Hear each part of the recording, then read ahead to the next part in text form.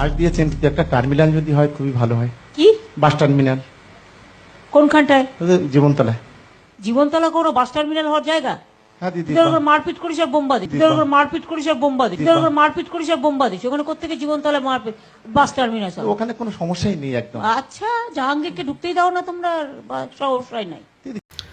নমস্কার দর্শক, আপনারা দেখলেন ভিডিওতে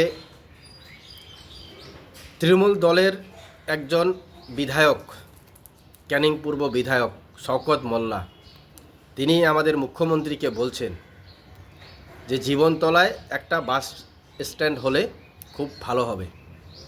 কিন্তু মুখ্যমন্ত্রী কি বললেন যে ওটা বাস স্ট্যান্ড হওয়ার জায়গা, ভালো কথা, তারপরে যে কথা বললেন যে তুই তো ওখানে বোমা বাঁধিস আর মারামারি করিস।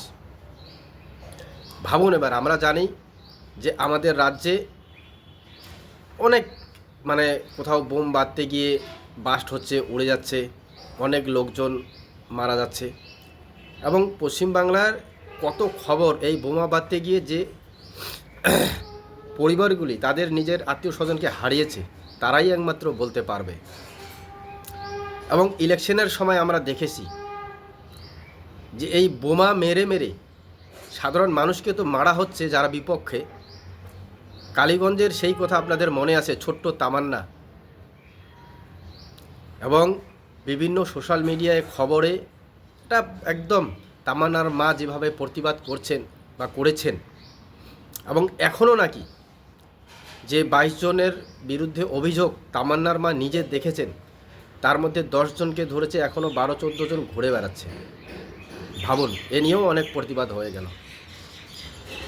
কিন্তু মুখ্যমন্ত্রী কি বললেন যে জীবনতলায় ওখানে তো তুই বাস স্ট্যান্ড হওয়ার জায়গা নাকি, ওখানে তো তুই বোমা বাঁধিস আর মারামারি করিস। মুদ্রা কথা হলো যে মুখ্যমন্ত্রী জানেন আমাদের রাজ্যে, তিনি তো প্রায় বলে থাকেন কে কি করছে, কে কি করে বেড়াচ্ছেন, সবারই খবর তিনি রাখেন। তো কাজে নিজের দলের একজন বিধায়ক, তার খবর রাখবেন না শওকত মোল্লা? তো শওকত মোল্লার সম্বন্ধে আমাদের মুখ্যমন্ত্রী নিজেই বলছেন যে তুই বোমা বাঁধিস, সেখানে মারামারি করিস, এবং সেখানে নাকি কি নাম বললো আমি ভুলে গেলাম, জীবন না কি নাম, যে ওকে নাকি সেখানে যেতেই দেয় না। তো যাই হোক, আমরা এতদিন মনে করেছিলাম যে আমাদের মুখ্যমন্ত্রী কিছু জানেন না, তিনি সবটাই জানেন।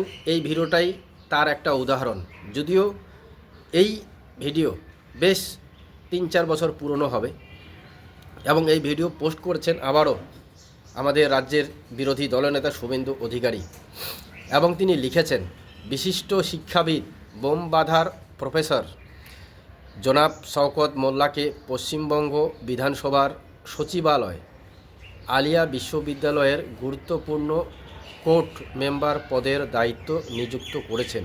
বাহ, দারুণ খবর। এজন্যই হয়তো বিরোধী দলনেতা এই পোস্ট আবারও শেয়ার করেছেন, কারণ আলিয়া বিশ্ববিদ্যালয়ের গুরুত্বপূর্ণ যে কোর্ট মেম্বার পদ, তার দায়িত্ব, সে দায়িত্ব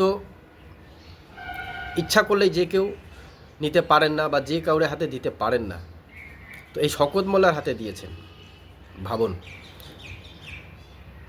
তারপরে লিখেছেন মনে হয় পশ্চিমবঙ্গে প্রকৃত শিক্ষাবিদদের অকাল পড়েছে। ঠিক কথা, অকাল পড়েছে। বাকিটা আর লেখেননি, নিচে বোম বাঁধার প্রফেসর লিখে সেই ভিডিওটা পোস্ট করেছেন। তো এটাই হচ্ছে কথা। তো আমরা অনেক সময় বলি না, হয়তো মুখ্যমন্ত্রী এদিকের ঘটনা জানেন না, অনেক রকম ঘটনা চারিদিকে আপনারা দেখবেন, প্রতিবাদ হচ্ছে, সোশ্যাল মিডিয়ায় প্রতিবাদ হচ্ছে। এই যে আমি ভিডিও করি, রাস্তাঘাটে যেভাবে কিছু পুলিশ, তোলাবাজ পুলিশ, তারা বাইক চালক, লরি চালকদের হেনস্থা করছেন। এই কলের ভিডিও দিলাম, আমার পাড়া আমার সমাধান, যে কল 15-20 হাজার টাকায় হয়ে যায়, কেউ বলছেন আবার 10-12 হাজার টাকাও হয়ে যায়, সেই কলের দাম 96,800। এই আমি আমাদের ডুয়ার্সের মেটলি উপরচালসায় দেখলাম, ভাদ্রিকুটির এরিয়া, আমাদের পাড়া আমাদের সমাধানের রাস্তা তারা রিপেয়ারিং করেছে। পাহাড়ি রাস্তা, মানুষ তো বাইক নিয়ে যাওয়ার দূরের কথা, এখন হেঁটে যেতে পারছেন না, পায়ের ছাপ বসতেই সেই রাস্তা খসে নিচের দিকে আসছে। ভাবুন এবার। তো আমরা মনে করি এই সমস্ত ভিডিও ভাইরাল হয় যে আমাদের রাজ্যের মুখ্যমন্ত্রী তিনি কি দেখেন না, যার জন্যই বিরোধী দলনেতা বলছেন বা আরও যে বিরোধীরা আছে তারাও বলছেন যে একটাই ডাক এবার, মানে মুখ্যমন্ত্রী পরিবর্তনের ডাক দিচ্ছেন তারা, পরিবর্তন। কারণ সবার শীর্ষে যিনি বসে আছেন, আমরা মনে করছি, এখন দাবিও করছি যে তিনি সবটাই জানেন, জেনে শুনে তিনি চুপ করে বসে আছেন। এই যে শওকত মোল্লা মুখ্যমন্ত্রী নিজেই বলছেন যে তুই ওখানে বোম বাঁধিস, মারামারি করিস, ওটা কি বাস স্ট্যান্ড হওয়ার জায়গা? অথচ আলিয়া বিশ্ববিদ্যালয়ের কি কোর্ট মেম্বার যেটা দায়িত্ব সেটা ওকে বসিয়ে রেখেছে ওখানে। ভাবুন এবার। তবে মনে হয় যে এই সমস্ত লোক এখনও যেভাবে, এই যে 26-এ ইলেকশন আসছে, আপনারা দেখবেন না যে কত চারদিকে বোমা ফুলঝুরির মতো পড়বে।